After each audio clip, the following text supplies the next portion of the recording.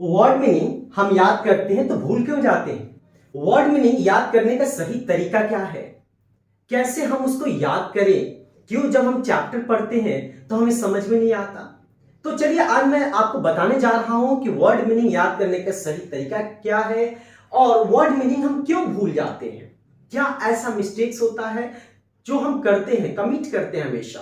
तो चलिए देखते हैं। तो सबसे पहले अगर हमें किसी चैप्टर को समझना है तो जो वर्ड है उसको हमें समझना पड़ेगा कि वर्ड को हम समझे कैसे। अगर वर्ड को नहीं समझेंगे तो हम उसका मीनिंग नहीं समझ सकते। तो इसके पहले कई वीडियोस बनाया था कि मीनिंग क्या है, ट्रांसलेशन क्या है। चलिए इसमें भी आपको थोड़ा शेयर करता हूं। तो आज हम जो पढ़ने जा रहे हैं वह है कि वर्ड का मीनिंग क्या होता है, ट्रांसलेशन और कॉन्टेक्स्ट क्या होता है, ताकि हम एक कंप्लीट समझ पाए कि वर्ड मीनिंग हम कैसे याद रखें और कैसे हम चैप्टर पढ़ें तो उसको हम रिकॉल कर सकें। तो चलिए चलते हैं। तो कई बार ऐसा होता है कि हम वर्ड मीनिंग याद करते हैं लेकिन हमें पता नहीं होता कि हम वर्ड मीनिंग नहीं, हम ट्रांसलेशन याद कर रहे हैं। जैसे मैं अगर आपको कहूं कि हेड किसको कहते हैं तो आप कहेंगे सिर होता है। तो सिर क्या है? हेड आपका इंग्लिश का वर्ड हो गया और सिर हिंदी का वर्ड हो गया, यानी ट्रांसलेट कर दिया हमने। मीनिंग कहां रहा इसका? तो मीनिंग क्या होता है? तो हेड क्या होता है? जो अपर पार्ट होता है नेक का, ये नेक होता है पूरा, तो नेक का अपर पार्ट होता है वह हेड होता है। ये मीनिंग हुआ। मीनिंग क्या हमें देता है कि किसी वर्ड के बारे में समझा देता है कि वर्ड ये क्या है, राइट? तो वर्ड हमें समझ में आ गया कि अपर नेक को, यानी जो अपर पार्ट है नेक के ऊपर का, ये सारे हेड होते हैं और फेस जो होता है फ्रंट पार्ट होता है हेड का। तो आसानी से हमें समझ में आ जाती है कि है क्या, राइट? तो ये मीनिंग होता है। कभी भी मीनिंग हमें ट्रांसलेशन से याद नहीं करनी चाहिए, ये हमें कोशिश करनी चाहिए। चलिए हम दूसरा चीज करते हैं, जो गलती करते हैं वह होते हैं कि हम वर्ड को याद कैसे करते हैं। डॉग मतलब कुत्ता होता है, कैट मतलब बिल्ली होता है, फादर मतलब पिता होता है, फेयर मतलब साफ होता है, या फेयर मतलब अच्छा, ऐसे करके हम याद करते हैं। तो ये सबसे बड़ी गलती है। इसके पहले वाले रीडिंग अलाउड में मैंने बताया था कि आपको चंक में पढ़ना चाहिए। इसलिए चंक में बताया था क्योंकि चंक को हम सेंस ग्रुप का भी नाम देते हैं, और सेंस ग्रुप को इसलिए नाम देते हैं, जिसको ब्रेथ ग्रुप मैंने बताया था। सेंस ग्रुप इसलिए नाम देते हैं ताकि हम उससे मीनिंग, हम उससे क्या करते हैं, उस ग्रुप से मीनिंग निकालना जानते हैं, राइट? इसमें हम देखेंगे कैसे हम मीनिंग निकालते हैं, क्योंकि उसका एक सेंस होता है, इसलिए उसको सेंस ग्रुप कहते हैं। चलिए देखते हैं इसको। तो हमने देखा फेयर, यहां पे देखिएगा फेयर सब में है, राइट? लेकिन क्या मीनिंग सबका सेम है क्या? नहीं। यहां पे कर रहा है इट्स नॉट फेयर, यहां पे मतलब राइट है, it's not right. Fair price मतलब रीजनेबल प्राइस, जितना होना चाहिए, जितना एक्सपेक्टेड है, जितना मतलब इस क्वालिटी के हिसाब से होना चाहिए पैसे, उतना है, यानी फेयर प्राइस। फेयर वेदर यानी अच्छा मौसम है, प्लेजेंट मौसम है। फेयर वुमन, ये पुराना वर्ड है, पुराने में यूज किया जाता था, ओल्ड वर्ड है, यानी ब्यूटीफुल वुमन, राइट? तो फेयर का मतलब ब्यूटीफुल हो गया। यहां पे देखें फेयर स्किन, ये आपने देखा होगा फेयर कॉम्प्लेक्शन, जो गोरे होते हैं, फेयर कॉम्प्लेक्शन साफ जो होता है जिनका स्किन, तो फेयर वहां पे मतलब हो गया। उसी प्रकार से बुक फेयर हो गया। तो यहां पे फेयर का मतलब क्या होगा? मेला। तो आपने देखा कि कई सारे मीनिंग एक ही वर्ड के हैं, मैंने बहुत कम लिखा है, अभी और भी मीनिंग है। आखिर हमें कैसे समझ में आया कि कहां पे मेला होगा, कहां पे साफ के सेंस में होगा, कहां पे वुमन के सेंस होगा, कहां पे राइट होगा, कहां पे रीजनेबल? ये आखिर मीनिंग कैसे पता चलता है?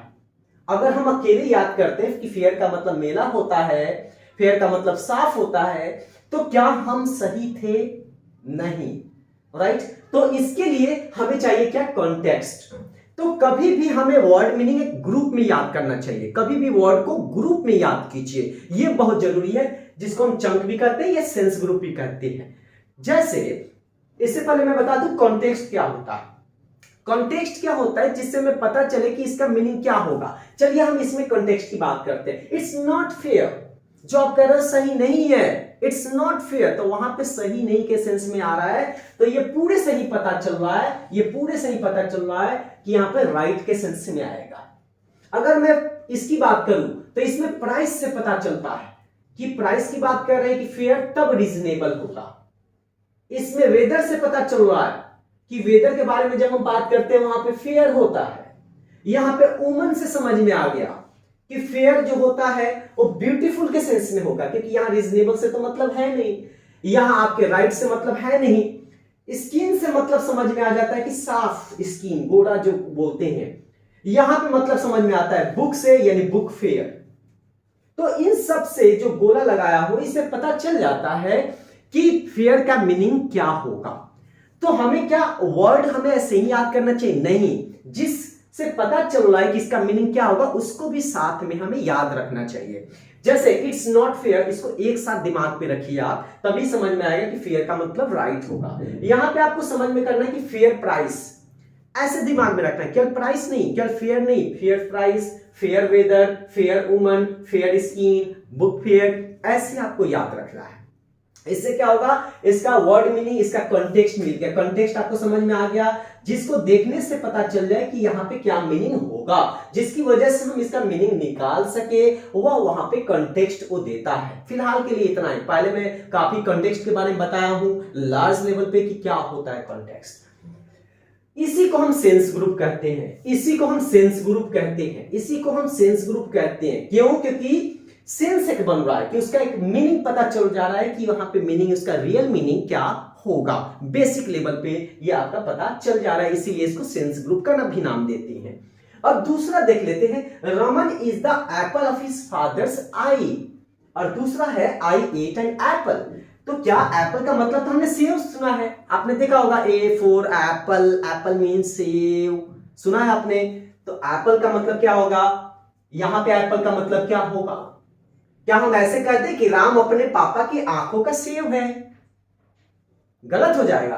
तो हम कैसे कहेंगे, हम कैसे कॉन्टेक्स्ट में मिलेगा? तो हम पूरे को देखेंगे और पूरे से ही पता चलेगा कि ये एक इडियम है, and the apple of his father's eye, मतलब वो अपने पापा का डियरेस्ट वन है, प्यारा है, राइट। और यहां पे जो मतलब होगा 8 से पता चल रहा है, यानी हम इसको जब इस ग्रुप में करेंगे तभी पता चलेगा यहां कि एप्पल एक सेव है जिसको खाया जाता है। तो हम अगर एप्पल को अलग याद रखते तो हम इसका मीनिंग नहीं निकाल पाते, इसीलिए आपको चंक में सेंस ग्रुप या ग्रुप कहते हैं, ये ग्रुप हो गया, ऐसे आपको करना है। और यही कॉन्टेक्स्ट दे रहा है। कॉन्टेक्स्ट कौन दिया? एप्पल का 8 से पता चल गया कि हमारा एप्पल का मतलब एक सेब है।